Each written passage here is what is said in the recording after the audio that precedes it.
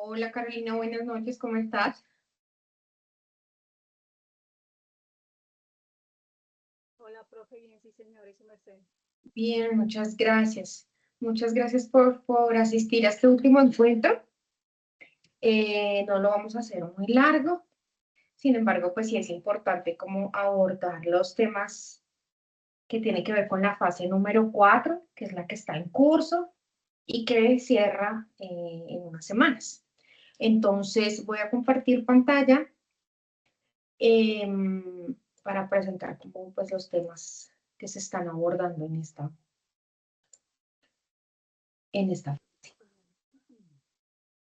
Bueno, entonces en esta tercera web conference vamos a hablar de varios textos que están sugeridos allí en la plataforma a partir de distintos ejercicios de análisis teórico y empírico sobre las formas en que las ciudadanías pues desarrollan pues su derecho o llevan a cabo su derecho a la comunicación, ejercen su derecho a la comunicación. Entonces, el primer texto que tenemos es el texto de Jaramillo y Santos, que habla de una experiencia que abordan en un territorio de Ecuador que se llama Loja.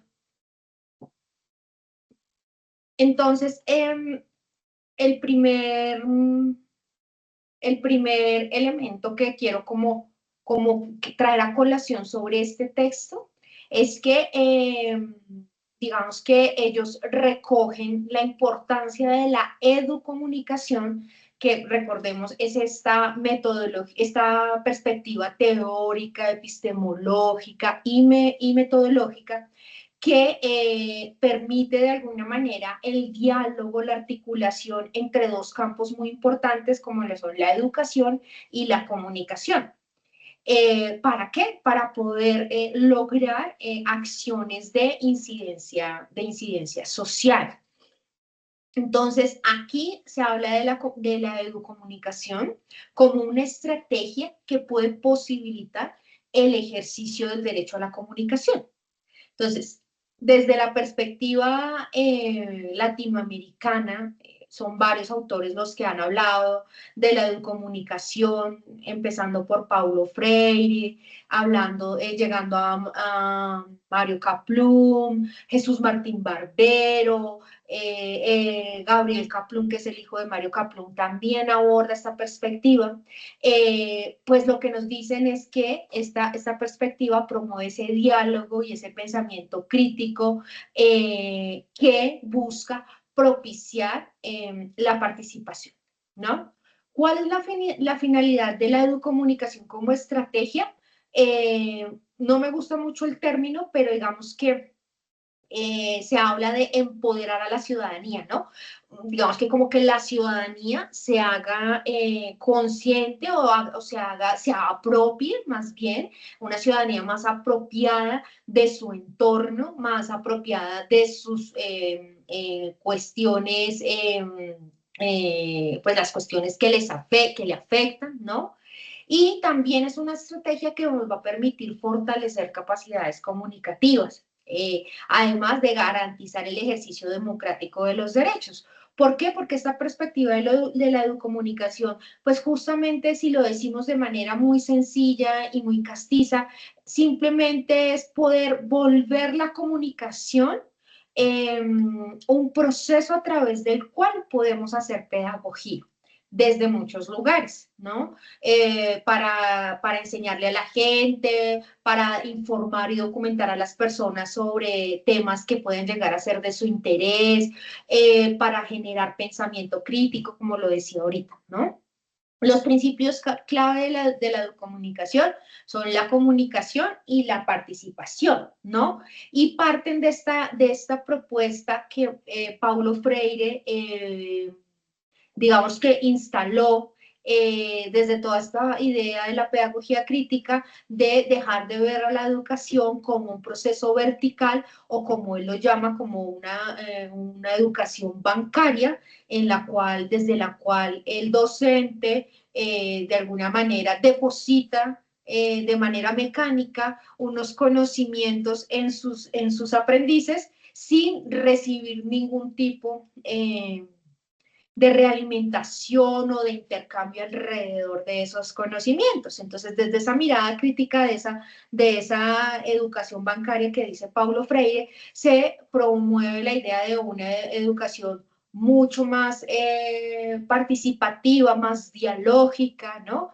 Y desde la mirada, pues, de la educomunicación, al complementarse con el campo de la comunicación, pues empieza a explorarse toda esta idea pues de la comunicación de los derechos, este diálogo, este enfoque donde las personas pueden entre sí hacer un intercambio de conocimientos y con ello poder pues hacer, encontrarse alrededor de temas pues de interés común, sobre todo pues porque justamente la ciudadanía tiene que ver con esa mirada, ¿no? Con la mirada de yo como persona paso a involucrarme en asuntos que no solo me competen a mí, sino que afectan a un colectivo cercano. ¿Cuáles, digamos, que son esas líneas de acción que se abordan allí en el texto? Entonces, desde la Ley Orgánica de Comunicación que se sacó, que salió en Ecuador hace unos años, pues entonces se destacan la importancia de promover esta educación en derechos para las comunidades, sobre todo para las comunidades más apartadas y más vulnerables, el enseñarle a las personas que tienen derecho que pueden también defender sus derechos a través de diferentes mecanismos, ¿no? El tema de la sensibilización ciudadana también es muy importante y desde la educomunicación es un elemento que se puede trabajar. Y acciones comunicativas o prácticas comunicativas que pueden llegar a ser a través de distintos formatos comunicativos, ¿sí? O que pueden ser acciones mucho más colectivas, in situ, donde las personas se involucran, ¿no? Entonces, por ejemplo, acciones comunicativas o prácticas comunicativas como las que se vivieron en el marco de un paro muy importante que se vivió en Colombia por allá en el 2011, un paro estudiantil, una movilización estudiantil que digamos que hizo que las y los jóvenes de todo el país generaran una serie de estrategias para incidir, para llamar la atención, y entonces hicieron toda serie de acciones, besatones, plantones, abrazatones, cacerolazos, conciertos, ¿no? Entonces esas son acciones que convocaban, pero que además de eso tenían una intención muy concreta de lograr un nivel de incidencia social. ¿Cuál es el resultado esperado de esta apuesta comunicativa? Pues una ciudadanía más crítica, una ciudadanía que ojalá pueda llegar a organizarse, ¿no? Digamos que generar ecosistemas comunicativos participativos, entonces donde las personas puedan tal vez motivarse a fundar sus propios medios alternativos y comunitarios, sus medios locales, una emisora comunitaria, una página web, un canal local que les permita poder generar esa comunicación y esa interacción más desde el nivel local. Y por supuesto, contribuir a la democratización de la comunicación, ¿sí? A que cada vez más las personas se les sea respetado el derecho a expresarse, el derecho a informarse, que las personas puedan generar procesos comunitarios de comunicación, que se logre una amplitud en términos de las experiencias de comunicación que pueden tener incidencia más en lo local, porque normalmente lo que pues podemos ver en el escenario mediático es que pues son los medios masivos de información los que pues tienen acaparado pues el espectro informativo. Y los medios, alternativos o los medios locales, lamentablemente pues tienen un alcance muy, muy localizado, no tienen el apoyo suficiente y pues muchos de ellos tal vez son iniciativas que se quedan en el camino porque no tienen el suficiente respaldo y el suficiente músculo, tal vez incluso financiero, para poder seguir funcionando, ¿no? Entonces, todo ese tipo de acciones que yo he mencionado lograrían que tal vez la comunicación fuera un poco más democrática. Y tal vez en Ecuador, con el tema de la ley orgánica de comunicación, pues se logró de alguna manera regular estos elementos, ¿no? Y pues la educomunicación se convierte como en esa estrategia que puede ayudar a acercar a la ciudadanía a los temas que les afectan o que pueden llegar a ser de interés. El siguiente texto es un texto que se llama Diálogo entre Ciencia Política y Comunicación Social para pensar la democracia y la ciudadanía, de Martín y Barrios 2020. Entonces, este texto versa alrededor, digamos que de una mirada interdisciplinar que lo que busca es ver cómo es que se articulan la ciencia política y la comunicación social a partir de un caso concreto ocurrido en Misiones, Argentina, ¿sí? Un territorio ubicado en nuestro país vecino que pues digamos que puede ser interesante para poder reflexionar alrededor de ese diálogo entre estos dos saberes, entre estas dos disciplinas, entre estos dos campos, ¿no? Entonces, lo que cuenta el artículo es que en Misiones, Argentina, pues digamos que este territorio se puede describir como una provincia con una democracia formal, pero con alta concentración de poder político, ¿no? Y el sistema de medios depende en gran medida de la pauta estatal, lo que limita la pluralidad informativa. Tiene que ver con lo que yo decía ahorita. Mientras el medio esté condicionado a recibir recursos a la financiación de los medios locales, por ejemplo, pues siempre va a tener una limitante en términos de que va a estar de alguna manera coaccionado o va a estar, digamos que va a ser llevado a que no se puede hablar, por ejemplo, mal de ese gobernante o mal de esa alcaldía o mal de ese gobierno, ¿no? Entonces, esto lo que dicen ellos es pues que definitivamente, al depender del sistema de medios de la pauta estatal, pues definitivamente va a limitar la pluralidad informativa. La participación ciudadana pues se reduce principalmente al ámbito electoral, ¿no? Hay una escasa incidencia en la agenda pública, entonces es una ciudadanía que todavía está muy, muy anclada únicamente al acto pues de ir a depositar un voto o a ejercer el derecho al voto, que es importante, pero digamos que la ciudadanía, lo que se quiere, digamos que decir acá es que la ciudadanía es mucho más que solo ir a elegir un gobernante, tiene que ver con pues cómo yo me involucro, hago conciencia sobre lo que pasa en mi entorno cercano y además de eso tomo acción frente a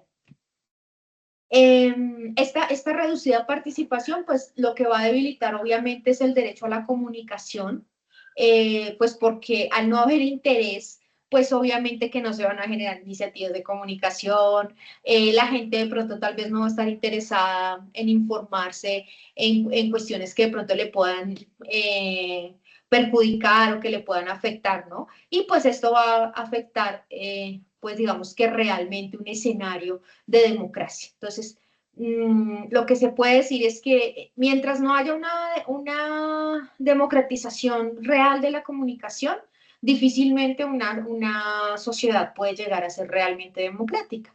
Porque si el espectro informativo o el espectro mediático está concentrado en unos pocos medios que además sus propietarios tienen unos intereses económicos y políticos, pues obviamente que pues difícilmente la gente realmente se va a enterar de las cosas pues de manera tal vez completa o se va a enterar solo de un pedacito de la información, ¿no? Y eso hace pues que realmente la gente de pronto asuma que todo está bien, que no pasa nada y que pues nada.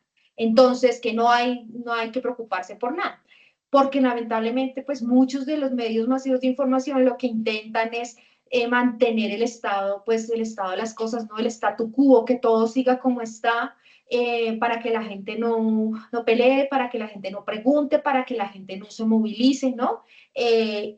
Digamos que el hecho de que existan medios alternativos, medios comunitarios, ayuda tal vez a equilibrar un poco la balanza y a que la gente se pueda informar por otros canales sobre cosas que en los canales o en los medios masivos no se pueden encontrar.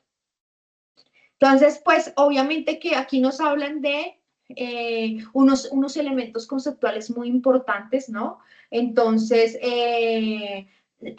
digamos que se puede decir que a partir del caso de Misiones se puede decir que obviamente se habla de una democracia representativa en la que la gente elige a unos gobernantes o unas personas para que los representen, pero realmente no se podría hablar de una democracia realmente participativa en el sentido completo, pues, de la palabra, ¿no? Digamos que la comunicación acá es importante entenderla como un proceso social, como un proceso además cultural, ¿sí? Que además puede llegar a ser muy importante para poder exigir, lograr exigir o que se respete o que se garanticen o que se protejan otros derechos. Por lo que yo decía ahorita, si yo no estoy informada sobre que yo tengo derecho a, ¿sí? Pues difícilmente yo voy a saber que yo tengo mecanismos para ejercer ese derecho, ¿sí? Entonces la comunicación va a ser muy importante para que la ciudadanía esté enterada de esos otros derechos que tal vez desconocen.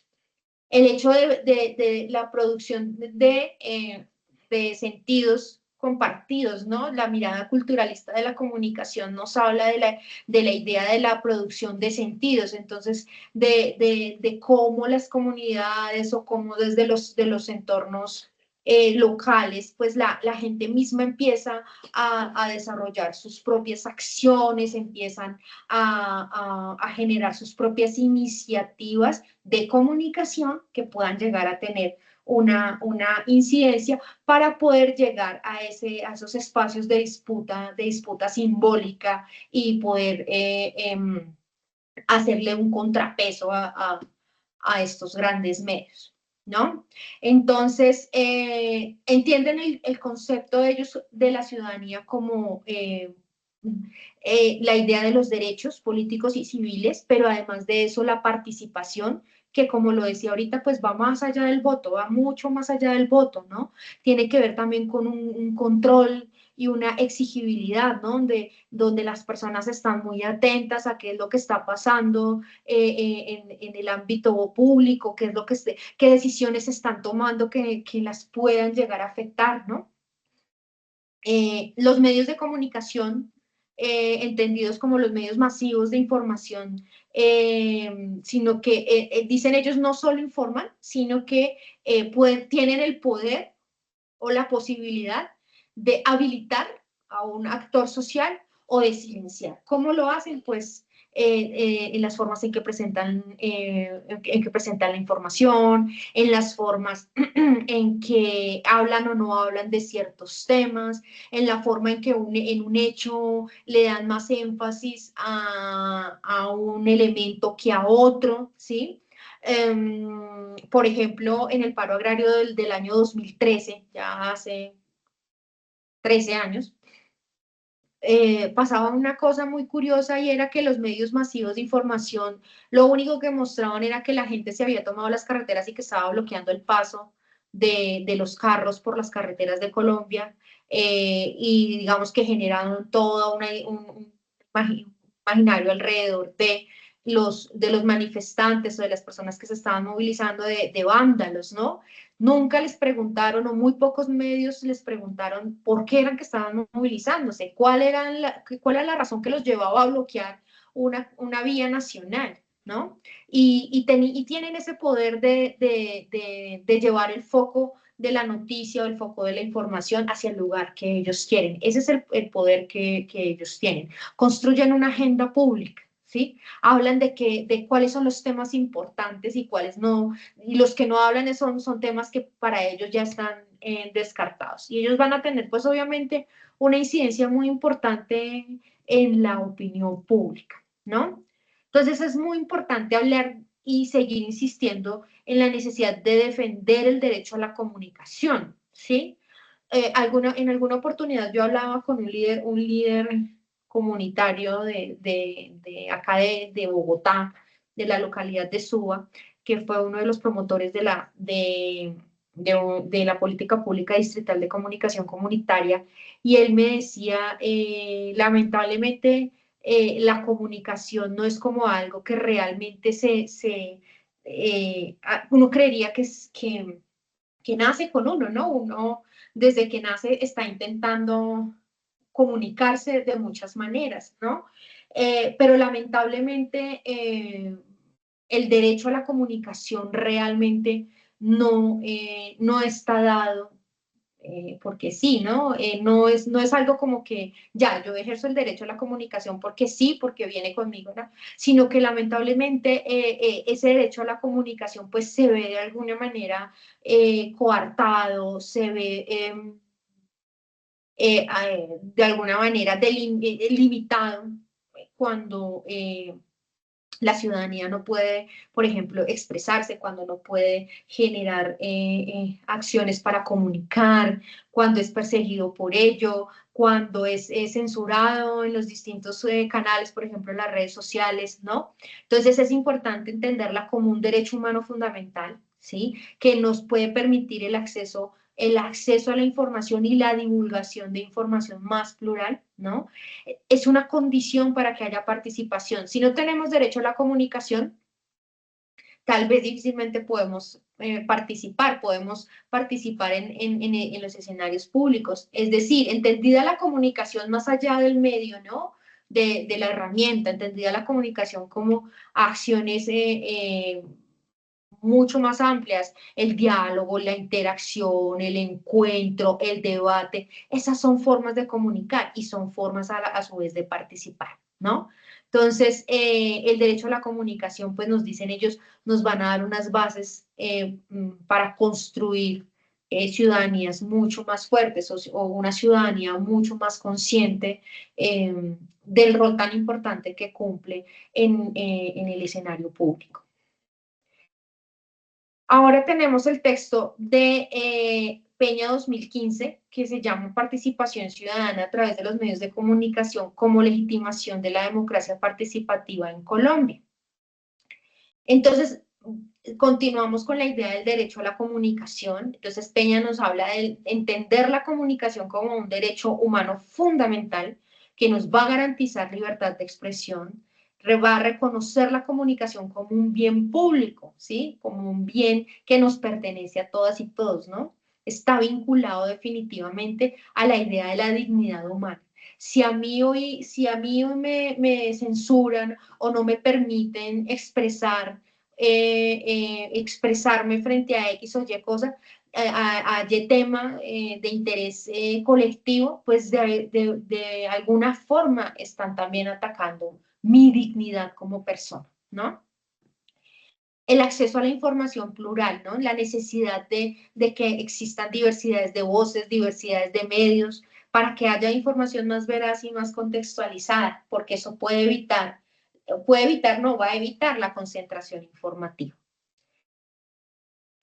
Digamos que esto responde, digamos, a escenarios donde existen unas democracias formales, ¿no? Esta reflexión sobre el derecho a la comunicación, pero con unos déficits de participación y pluralismo informativo. Entonces, reflexionar sobre la importancia del derecho a la comunicación obedece a esos contextos en donde no realmente no hay una garantía de esos escenarios de participación. Y pues lo que hay que seguir buscando es el fortalecimiento de esa ciudadanía activa y el control, pues digamos que democrático del poder. Bueno, frente al contexto comunicacional y el mismo escenario en términos de la concentración de los medios, entonces nos damos cuenta que el análisis de los tres artículos que hemos visto, nos damos cuenta que en los países de nuestro continente, pues realmente hay una necesidad, digamos que muy importante de promover esa ciudadanía mucho más crítica, pero digamos que hay unas limitantes muy, muy importantes.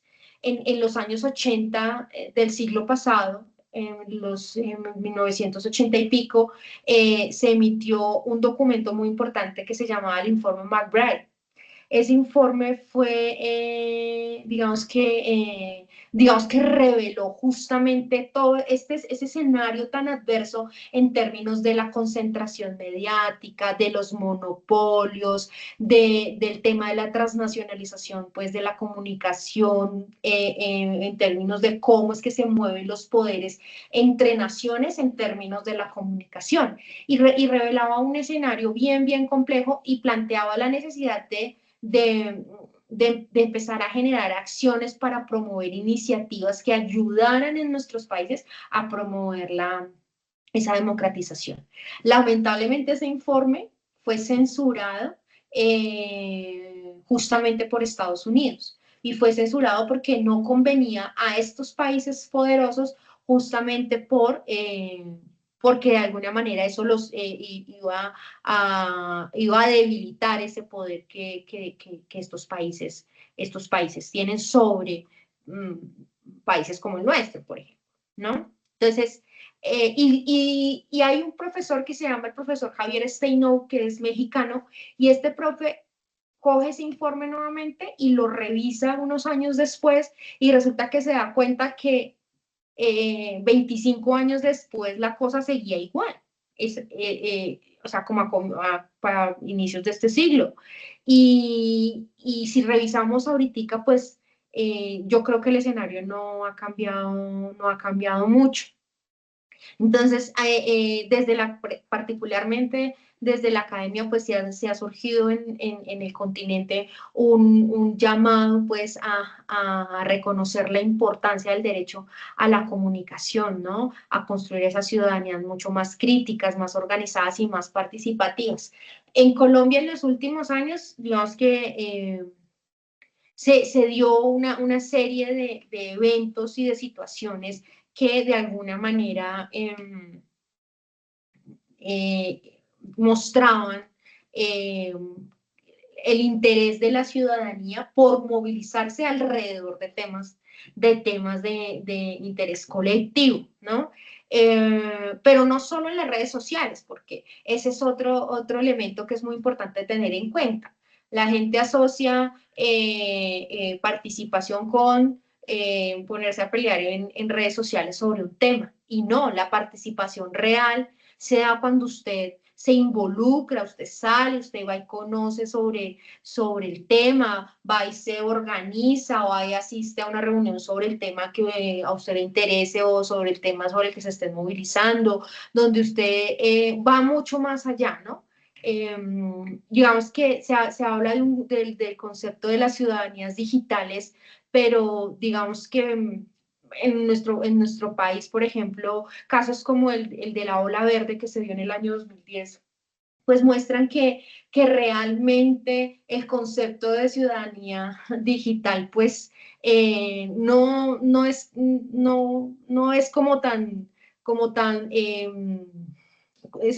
sólido, ¿no? ¿Por qué? Porque lo que pasó en el año 2010 es que en la campaña presidencial los medios a través de las redes sociales daban como ganador de esas elecciones presidenciales Santanas Mocos. Y lo que pasó fue todo lo contrario, no fue Antanas Mockus el presidente. ¿Y qué fue lo que pasó? Pues que se dieron cuenta que la gente que apoyaba a Antanas Mockus lo hacía a través de plataformas digitales, de las redes sociales que existían en ese momento, que pues la más fuerte era Facebook, pero muchos, por ejemplo, de esos jóvenes eran menores de edad, no votaban, ¿sí? No tenían como el hábito de salir a votar y otra serie de análisis que se han hecho sobre ese llamado fenómeno de la ola verde que realmente pues terminó en una gran decepción para quienes creyeron que Antanas Mockus pues sería en ese entonces el presidente. Por eso es que, como lo dice Alejandro Barranquero, hay que mirar con un poco de distancia ese ciberoptimismo con el que se ve el comportamiento de la ciudadanía o de las personas en las redes sociales, porque hoy en día ya nos estamos dando cuenta que muchas de esas, entre comillas, ciudadanos o ciudadanas, no son ciudadanos o ciudadanas, sino que son bots, son máquinas que se dedican a hablar a favor o a atacar a las personas porque no están a favor de X o Y persona, o son personas que son pagas para hacer eso, ¿no? Entonces, ahí como que se diluye un poco realmente la idea de la ciudadanía y digamos que es el llamado a ver la ciudadanía mucho más allá de las redes sociales. Sin embargo, hay movimientos que se han generado y que es importante destacarlos, sin olvidar que las redes o las plataformas digitales son herramientas, no son las que generan pues en sí la movilización, la causa, sino que son una herramienta a través de la cual la causa se difunde. Si, digamos que, por ejemplo, en el mismo movimiento estudiantil del 2011, los líderes estudiantiles de esa época decían, las redes sociales nos ayudaron a divulgar, pero para que ese movimiento funcionara, lo que realmente nos permitió generar, digamos que la identificación con nuestra causa fue el hecho de propiciar encuentros presenciales, organizaciones, reuniones, estrategias que iban mucho más allá del manejo de una herramienta digital, ¿no? Un poco desmintiendo como esa mirada, un poco como lo dice Alejandro Barranquero, ciberoptimista, de que las redes sociales lo lograban todo y las redes sociales eran la panacea, pero si detrás de esas plataformas no hay gente real, pues ahí se diluye el tema. Entonces, con este preámbulo, quiero que veamos este video sobre el tema de las redes y el activismo digital, que es muy importante para comprender que sí, que las redes y particularmente desde la llegada a la Internet, sí se ha marcado un antes y un después en términos de la comunicación, pero ese tema hay que verlo pues con un poquito también de distancia y no verlo como de manera tan determinista, como diciendo las redes lo son todos, sino que comprender que detrás de esos grandes movimientos tienen que haber personas que se encuentren, que se organizan para poder lograr que el movimiento funcione. Entonces vamos a ver. En Argentina, Colombia, Bielorrusia, Irán o Uganda, el activismo digital es una herramienta vital para las personas que luchan por alguna causa.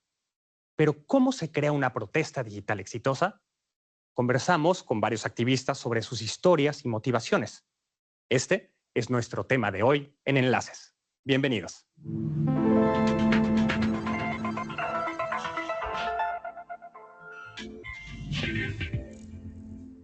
Compartir una consigna en tu perfil, firmar peticiones en línea o utilizar un hashtag.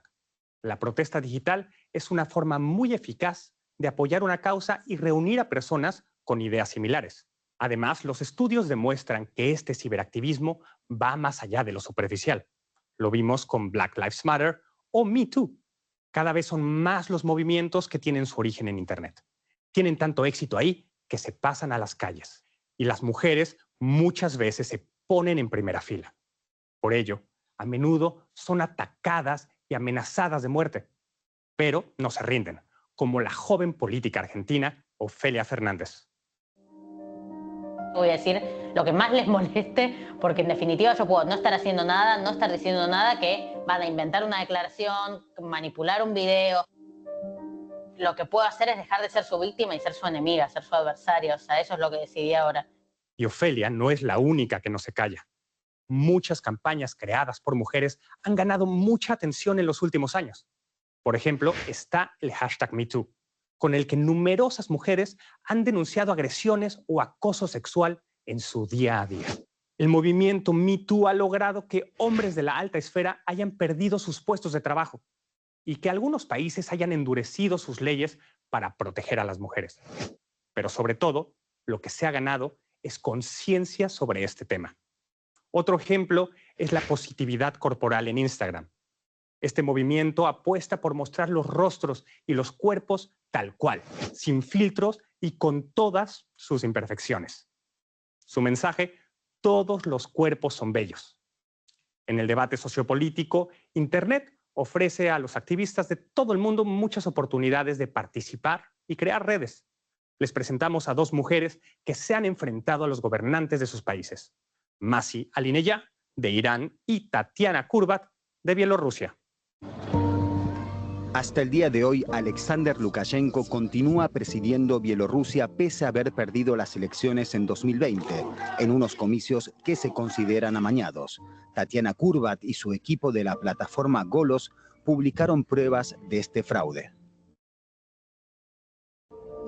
Demostramos que hubo fraude electoral gracias al informe que publicamos en Internet. La Unión Europea, Estados Unidos y la OCE no reconocen a Lukashenko como presidente legítimo. Más de 1 millón de electores se registraron en la plataforma Golos para hacer público su voto. Esto permitió contrastar la información real con los resultados oficiales. Desde un comienzo entendimos que nuestra fuerza residía en Internet. La red es un espacio seguro para la sociedad bielorrusa, supone una posibilidad rápida y accesible para intercambiar información y entrar en contacto con otras personas. Para opositoras como Tatiana Kurbat, la tecnología es una de las principales armas de la revolución, pero no solo en Bielorrusia. También en Irán, Internet sirve de vehículo para las protestas. Desde su exilio en Nueva York, Masih Alinejad confía en el peso que tienen sus más de 7 millones de seguidores. En las redes publica fotos y videos de mujeres iraníes que se niegan a cubrirse el pelo, y eso a pesar del enorme riesgo que supone. El régimen incluso sacó una nueva ley que dice que quien envíe videos a Masih Alinejad podría enfrentarse a hasta 10 años de prisión, pero su intento de censura no les funcionó. De inmediato recibí una avalancha de videos de gente que prefería ir a prisión que callarse. Esto permite al movimiento de protesta evitar la férrea censura iraní y llegar a gente de todo el planeta. Esto es un logro de la campaña. Ahora el gobierno teme a las mujeres. Tatiana Kurbat y Masih Alinejad tuvieron que exiliarse a causa de sus convicciones. Dejaron de estar seguras en sus respectivos países. Su activismo se convirtió en una molestia y una amenaza para los gobernantes. Pero ¿cómo consiguieron que sus campañas online tuvieran tanta repercusión? Para proteger a los ciudadanos de regímenes represores como el de Bielorrusia, la anonimidad que proporciona Internet juega un papel decisivo. El equipo de la plataforma Golos emplea para ello técnicas de encriptación que resultan efectivas. Para registrarse en la plataforma Golos se emplean chatbots de los servicios de mensajería Telegram y Viber. Es absolutamente seguro porque el único dato que necesitamos de los usuarios es un número de teléfono que está encriptado. Ni siquiera nuestros programadores tienen acceso a los teléfonos registrados en la plataforma. En efecto, ninguna persona ha sido detenida hasta el momento por enviar su papeleta de voto a la plataforma. Otra posibilidad para lanzar con éxito una campaña online son los hashtags. Estas etiquetas funcionan especialmente bien en redes sociales y buscadores. Masih Alinejad empleó hashtags con una fuerte carga significativa en sus campañas online. Primero lancé una campaña llamada White Wednesdays para que cada miércoles las mujeres saliesen a la calle sin el velo, lo que es ilegal. Otra de las campañas fue My Camera is my weapon. Significa que cuando el gobierno te acosa o te amenaza, puedes usar tu cámara para exponerlos. El régimen tiene mucho miedo de esta campaña porque está permitiendo a la gente recuperar su voz. Un importante paso no solo para las mujeres iraníes. Los hashtags pueden desencadenar una avalancha. En América Latina tenemos un gran ejemplo, el hashtag Ni Una Menos. Desde el 2015, con esta consigna, las activistas han puesto en la mira la violencia generalizada contra las mujeres. Las continuas protestas han logrado que varios países del continente aumenten la representación femenina o promulguen leyes para una mayor igualdad de oportunidades. Por ejemplo, en Argentina. Ahí, el aborto es legal desde finales de 2020. La joven política y activista Ofelia Fernández ha luchado por ello durante mucho tiempo. De Instagram a la legislatura de Buenos Aires, la carrera política de Ofelia Fernández se vio impulsada por Internet. A los 18 años saltó a la fama por su desparpajo.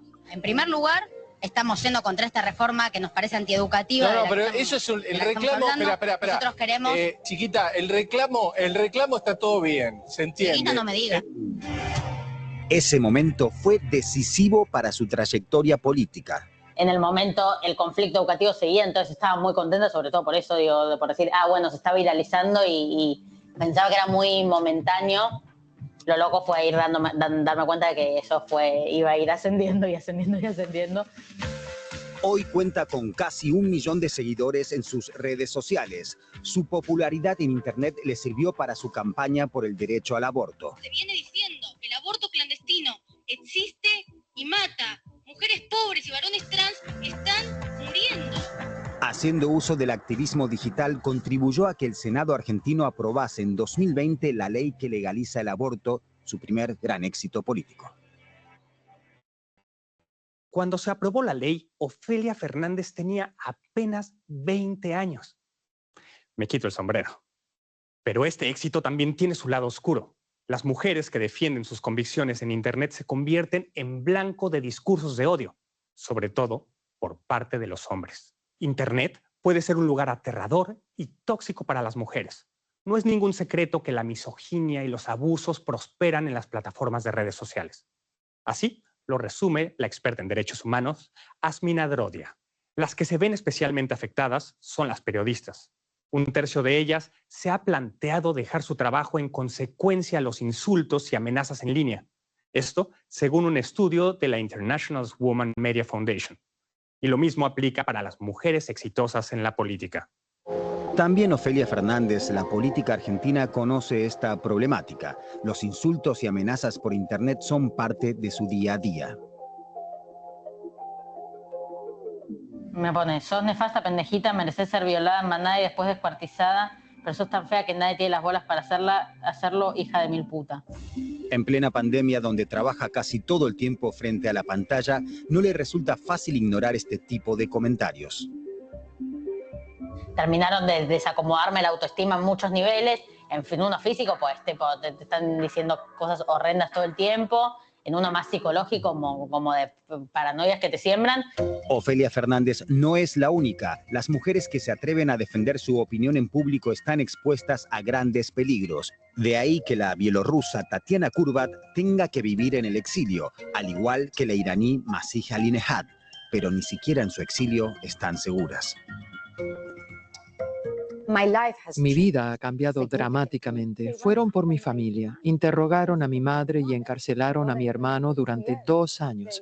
Incluso contrataron a un detective aquí en Brooklyn para tomar fotos de mi vida privada y planearon llevarme a Venezuela, allí secuestrarme y llevarme a Irán para ejecutarme. Masih Alinejad cuenta con protección policial en Estados Unidos, y eso solo por oponerse a la obligación de llevar velo en su país natal. Otro método de reprimir el activismo por Internet es la clásica censura. La periodista y activista ugandesa por los derechos de las mujeres, Rosebel Kagumire, explica que el gobierno desconecta las redes sociales o reduce la velocidad de Internet antes de las elecciones. La prohibición de las redes sociales y los apagones de Internet son herramientas perfectas para las dictaduras de este continente. Logran reprimir y acallar a la gente desconectando los medios que usan, o sea, las redes sociales.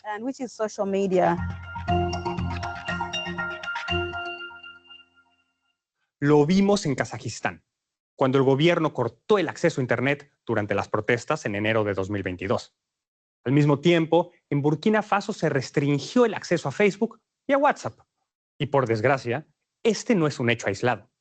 Un estudio reciente muestra que desde 2015, un tercio de todos los países del mundo han restringido alguna vez el acceso a las redes sociales.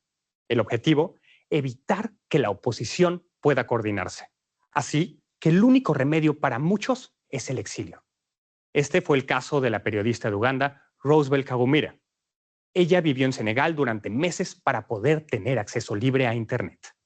Internet es una poderosa herramienta de nuestro tiempo. En mi trabajo como feminista africana me ha ayudado a superar las barreras idiomáticas y las fronteras para comprender mejor la realidad.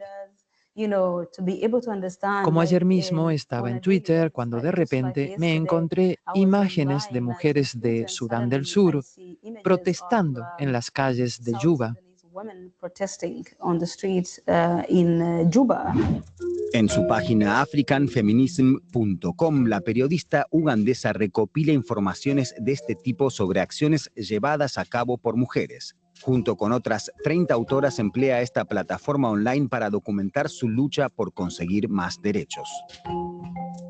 Me encanta colaborar con diferentes mujeres que están trabajando con sus comunidades, pronunciándose, rompiendo el silencio y asegurándose de que estamos avanzando para lograr una mayor justicia e igualdad de género en el continente. Me parece impresionante. Y una cosa está clara. Necesitamos a más mujeres como Masi, Tatiana, Roosevelt y Ofelia.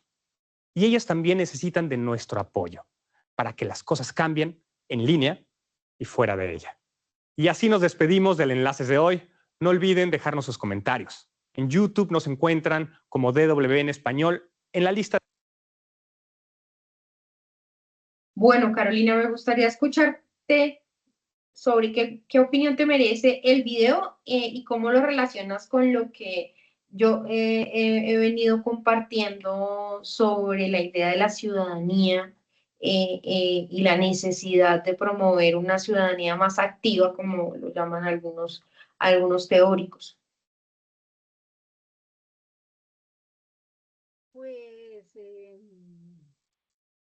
Pues como se ve ahí, Internet es una gran herramienta, ¿no? Como para difundir comunicación, para difundir comunicación, pues como para luchar por alguna causa, pero pues asimismo también se ven los riesgos, ¿no? Que corren las personas pues que utilizan estas plataformas pues para llegar a la gente. Digamos que pues que Internet también es un lugar inseguro para estas personas, entonces tiene su lado bueno y su lado malo. Y pues es como todo, ¿no? O sea, entonces uno se da cuenta que todo tiende a ser polarizado y que todo tiende a ser manejado y que también hay, sobre todo en esos países donde hay tanta restricción, pues como se ve que pues los poderosos siempre tienen acceso pues a estos grandes medios de comunicación. Pues en este caso el Internet, que es yo creo que el medio pues que más ahorita por el medio por el cual pues se puede difundir masivamente la comunicación, ¿no? Ya yo que la gente pues está ahorita como más enfocada en lo que consume en Internet, que pues ya digamos la radio o la televisión o lo otro. Por lo menos en mi caso yo no tengo esos canales, o sea, yo lo único que uso es Internet. Y hay mucha gente pues que tampoco o sea, yo no, lo poco de lo que yo me entero, por ejemplo, es por Internet, porque pues yo no veo noticieros, nada, ni nada de los canales de acá nacionales, yo ya no tengo acceso a eso. Y seguramente pues mucha gente también pues todo el tiempo está enterándose de lo que pasa pues en Facebook, en Instagram, ¿sí?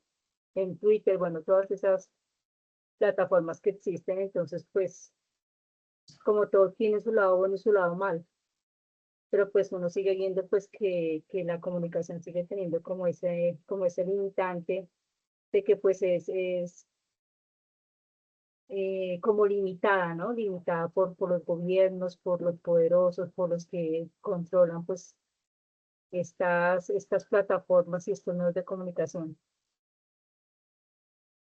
Sí, y como tú lo decías lo resaltabas y lo decía también el periodista en el video, Internet es una herramienta que posibilita dar a conocer, divulgar, tal vez interactuar alrededor de distintos temas.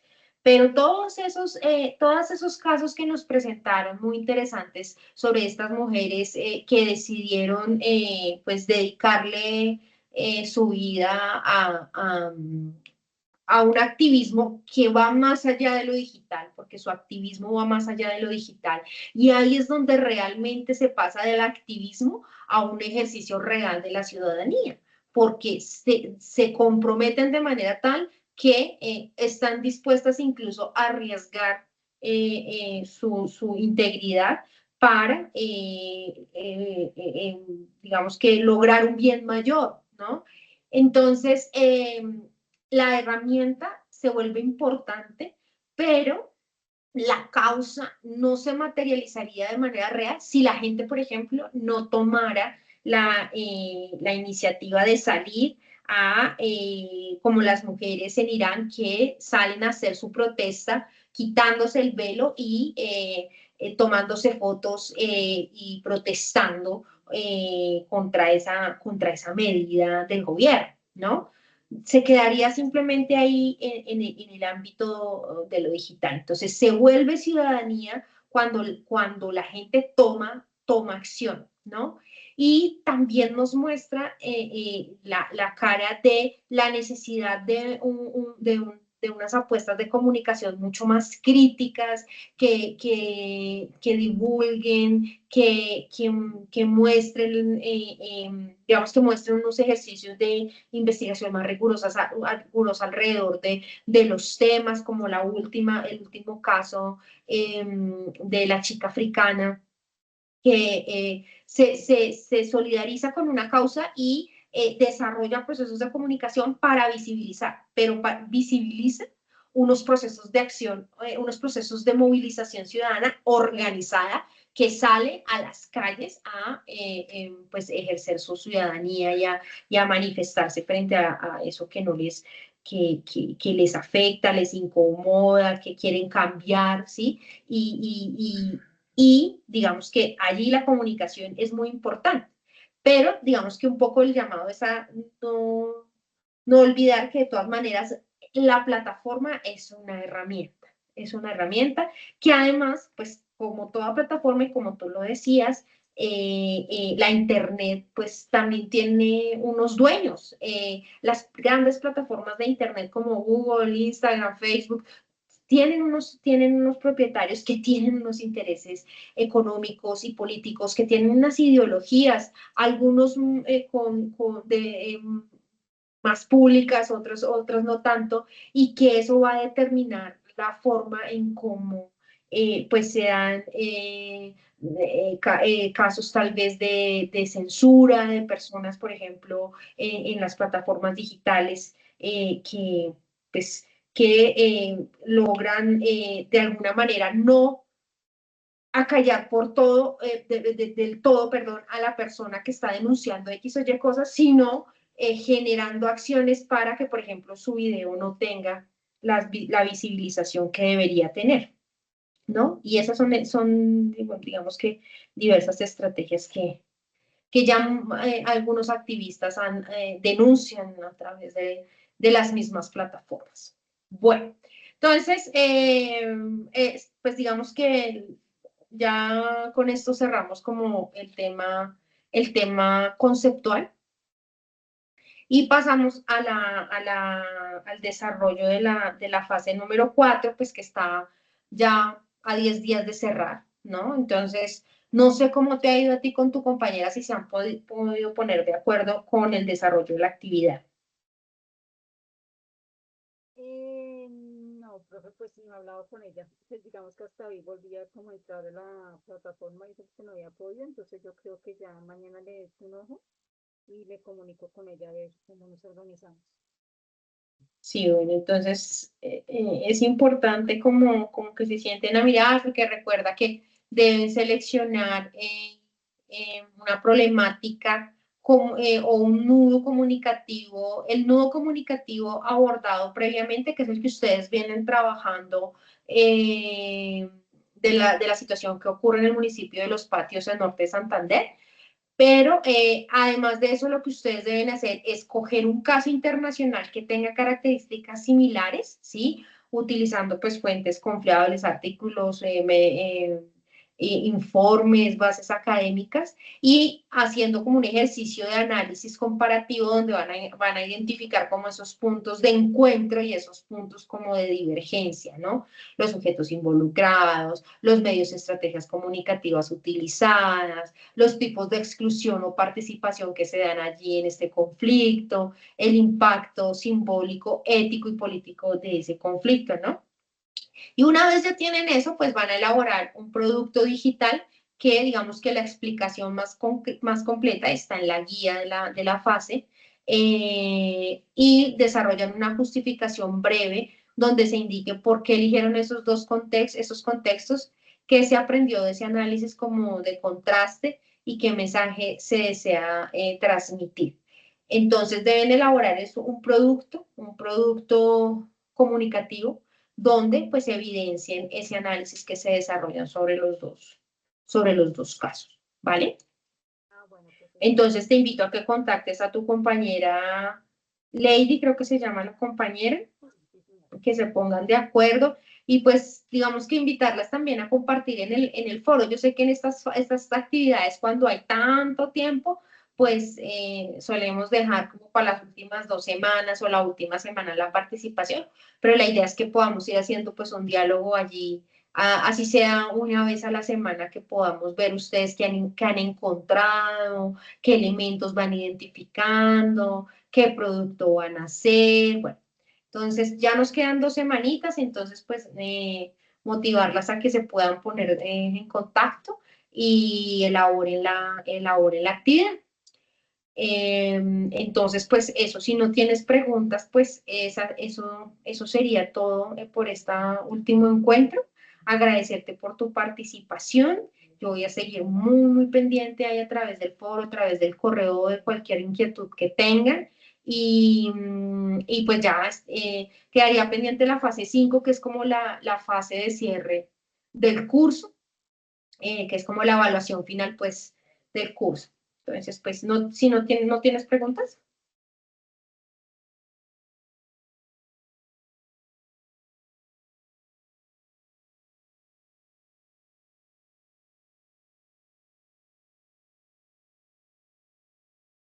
no, Bien, señora, profe, en el momento no. bueno, listo, dale. Bueno, entonces muchísimas gracias por tu participación el día de hoy. Espero que pues el espacio te haya aportado elementos para la reflexión en el análisis que van a desarrollar. Y nada, quedó muy pendiente. Muchísimas gracias, Carolina. Saludos a tu compañera. Muchas gracias. Que estés muy bien. Buenas noches. Cuídate mucho. Chao.